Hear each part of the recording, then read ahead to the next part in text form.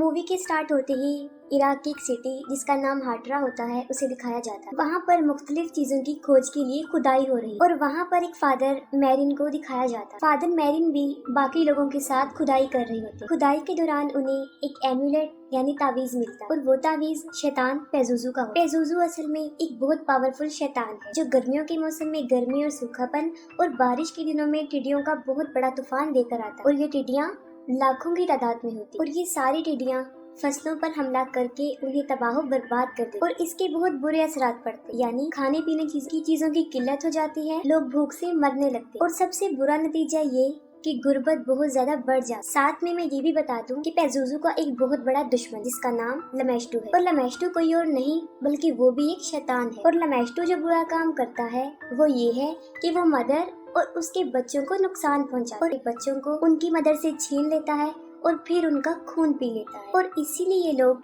पेजुजू का सहारा लेते हुए माँ और बच्चे को लमेस्टू से दूर रखते। हालांकि पेजुजू भी एक शैतान है लेकिन लोग उसे अपनी हिफाजत के लिए यूज करते हैं, उसका सहारा लेते क्योंकि वो दूसरे शैतान लमेस्टू से उनको बचा कर रखता है। फिर फादर मैरिन को दिखाया जाता है ऐसी जगह पर पहुंचते हैं जहां उन्हें पेजुजू का स्टैचू मिलता है और वहां पर दो डॉग भी होते हैं जो उस वक्त आपस में लड़ रहे होते हैं और वो इस बात का इशारा होता है कि दो शैतान आपस में लड़ रहे हैं, दोनों शैतान यानी पेजुजू और लमेस्टू। इसके बाद जॉर्ज टाउन दिखाया जाता है और वहाँ पर क्रिस मैकनील को दिखाया जाता है जो मूवी में एक एक्ट्रेस का रोल प्ले कर रही है और अपने डायरेक्टर वर्क की एक मूवी जो स्टूडेंट्स के ऊपर बनाई गई है उसमें काम कर रही है। क्रिस की एक 12 साल की बेटी रीगन होती है। क्रिस एक बहुत फेमस एक्ट्रेस होती है जिसके पास शोहरत, दौलत, दुनिया की हर चीज होती है। नेक्स्ट सीन में दिखाया जाता है कि दोनों माँ और बेटी एक दूसरे के साथ होती है। क्रिस को अपनी बेटी के टॉयज में एक ओजा बोर्ड मिलता है। क्रिस अपनी बेटी से उस बोर्ड के बारे में पूछती है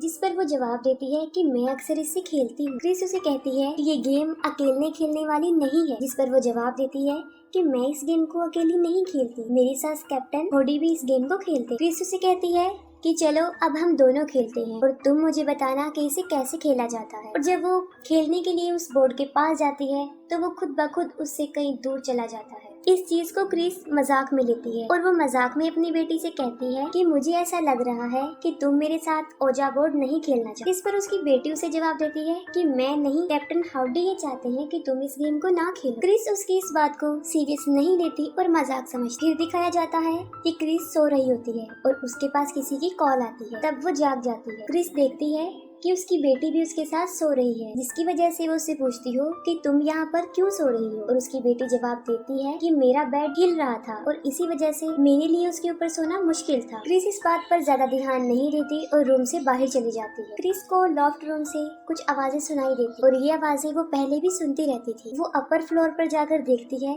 लेकिन वहाँ पर उसे कुछ भी नजर नहीं आता। अगले दिन क्रिस रीगन को एक डॉक्टर के पास लेकर जाती है और जब डॉक्टर उसका चेकअप कर रहा होता है तब वो डॉक्टर के साथ बहुत मिसबिहेव करती है और उसे काफी बुरा भला कहती है। डॉक्टर क्रिस को बताते हैं कि उसकी बेटी को नर्व प्रॉब्लम हो गई है जिसकी वजह से उसका टोन हाइपर हो गया है और अब उसे ज्यादा गुस्सा आता और आगे जाके ये चीज डिप्रेशन में बदल जाती, जिस पर क्रिस डॉक्टर को बताती है कि उसकी बेटी को किसी किस्म की भी कोई प्रॉब्लम नहीं है। जिस पर डॉक्टर उसे कहता है कि रीगन के फादर उसके साथ नहीं रहते और ना ही कभी उन्होंने इसके साथ कांटेक्ट किया है, शायद यही वजह हो सकती है जिसकी वजह से वो टेंशन में है। इसके बाद फादर कैरिस को दिखाया जाता है। फादर कैरिस की मदर को उसके भाई किसी मेंटल हॉस्पिटल में एडमिट करवा देता है और इस बात को लेकर कैरिस की मदर बहुत ज्यादा सैड हो जाती है। उनकी मदर एक बूढ़ी औरत होती है जिनका पाँव फ्रैक्चर होता है और वो किसी भी डॉक्टर को अपना ट्रीटमेंट करने नहीं दे रही है और उन्हें यहाँ पर एडमिट करवाने की वजह भी यही होती है। फादर कैरिस ये चाहते थे कि अपनी मदर को इस हॉस्पिटल से निकाल के वो किसी अच्छी हॉस्पिटल से उनका ट्रीटमेंट करवाए, लेकिन वो ये अफोर्ड नहीं कर सकते। फिर उनकी मदर की डेथ हो जाती है और वो बहुत ज्यादा सैड हो जाती है। क्रिस अपने घर में एक पार्टी रखती है और पार्टी के दौरान उसकी बेटी वहाँ पर आ जाती है। वहाँ पर मौजूद वो एक गेस्ट से कहती है कि उसकी डेथ इसी घर के ऊपर वाले फ्लोर में हो और इसी दौरान वो वहीं खड़ी खड़ी यूरिन कर देती है। वो सब कुछ देखकर लोग शॉक्ड हो जाते हैं। क्रिस रीगन को नहलाकर उसे उसके बेड पर लिटाकर जैसे ही वापस आती है उसके जाते ही उसका बेड तेजी से हिलना शुरू शुरू कर देता है, जिस पर रीगन काफी चिल्लाना शुरू कर देती है। क्रिस भी ये सब कुछ देख रही होती है, लेकिन उसे कुछ समझ नहीं आ रही होती कि आखिर ये क्या हो रहा है। क्रिस उसे दोबारा से डॉक्टर के पास लेकर जाती है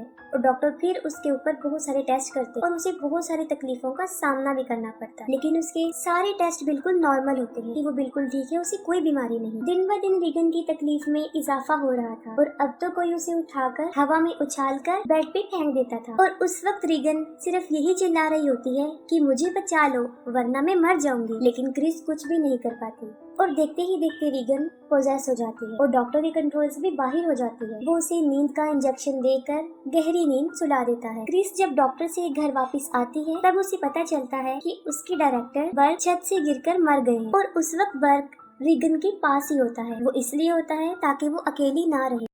रीगन बिल्कुल उल्टी होकर सीढ़ियों से नीचे उतर रही होती है, जो कि बहुत अजीब तरीके से, और इसी दौरान उसके मुंह से ब्लड भी आ रहा होता है और क्रिस उसे देखकर घबरा जाती है। अब डॉक्टर और साइकाइट्रिस्ट को कुछ भी समझ नहीं आ रही होती कि आखिर उसे हुआ क्या है, क्योंकि उसके ऊपर वो पहले ही बहुत सारे टेस्ट कर चुके। और अजीब बात तो ये है कि उसके टेस्ट में भी कोई बीमारी नहीं आई, सारे टेस्ट बिल्कुल नॉर्मल। इसलिए सब मिलकर क्रिस को मशवरा देते हैं कि वो जादू तोड़ने वाले के पास जाए और रीगन का एग्जॉर्सिज्म करवाए। आगे हमें दिखाया जाता है कि क्रिस से मिलने विलियम आते हैं, जो बर्क का केस हैंडल कर रहे हैं। वो क्रिस से उस रात के बारे में पूछते हैं और साथ में ये भी बताते हैं कि बर्क की डेथ में बहुत सारी अजीब चीजें भी हुई थी और वो बिल्कुल सही बताते हैं कि उसकी गर्दन पीछे की तरफ टर्न हो गई थी और इस बात का सिंबल था कि उसे किसी शैतान ने ही मारा है। कौंसिल विलियम के वहाँ से जाने के बाद रीगन के रूम से बहुत ज्यादा चिल्लाने की आवाजें आ रही होती। क्रिस जब उसके रूम में जाकर देखती है तो वो देखकर काफी हैरान हो जाती है कि उसकी बेटी ने खुद को बहुत ज्यादा जख्मी कर दिया है और वो मुसलसल खुद को जख्मी किए जा रही है। और जैसे ही क्रिस उसे रोकने के लिए आगे बढ़ती है वो क्रिस पर भी हमला कर देती है। इतनी ही देर में उनके सर्वेंट्स भी वहाँ पर पहुँच जाते हैं और दरवाजा खुद ब खुद बंद हो जाता है। वहाँ पर रखा हुआ एक सोफा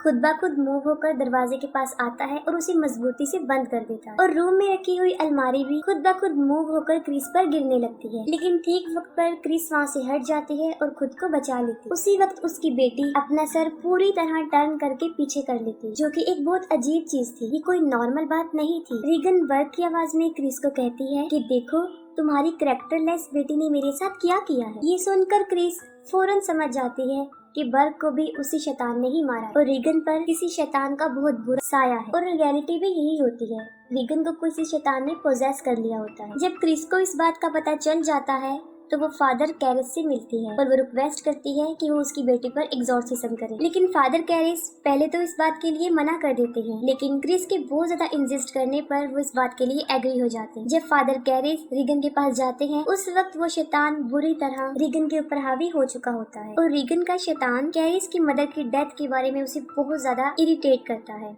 वो सोचता है कि रीगन को मेरी मदर की डेथ के बारे में कुछ भी नहीं पता था और उसने बिल्कुल सही बताया है, तो उसे इस बात का यकीन हो जाता है कि क्रिस बिल्कुल ठीक कह रही है। लेकिन यहाँ पर मसला ये था कि एग्जॉर्सिज्म के लिए चर्च से परमिशन लेना पड़ती है, जिसके लिए चर्च को ये प्रूफ देना होता है कि जिसके ऊपर एग्जॉर्सिज्म करने वाले हैं उसके ऊपर वाकई किसी शैतान का साया है। रीगन की बॉडी पर ये भी लिखा होता है हेल्प। रीगन की कुछ बातों का कैप्चर होना और क्रिस का फादर कैरिस को ये बताना कि बर्क की डेथ भी ऐसे ही हुई है, ये जानते ही फादर कैरिस को इस बात पर मुकम्मल यकीन आ जाता है कि वाकई रीगन को किसी शैतान ने पोजेस कर लिया है। फादर कैरिस रीगन की रिकॉर्ड की हुई आवाज को सुनते हैं और उस रिकॉर्डिंग में वो फादर मैरिन का भी नाम ले रही होती है। दूसरी तरफ फादर कैरिस चर्च से एग्जॉर्सिज्म करने की परमिशन तो ले लेते हैं, लेकिन चर्च उनके साथ किसी एक्सपीरियंस फादर यानी जिन्होंने पहले भी एग्जॉर्सिज्म कर लिया है उन्हें साथ भेजने का डिसीजन लेते हैं और यहाँ पर चर्च फादर कैरिस के साथ फादर मैरिन को ही भेजते हैं।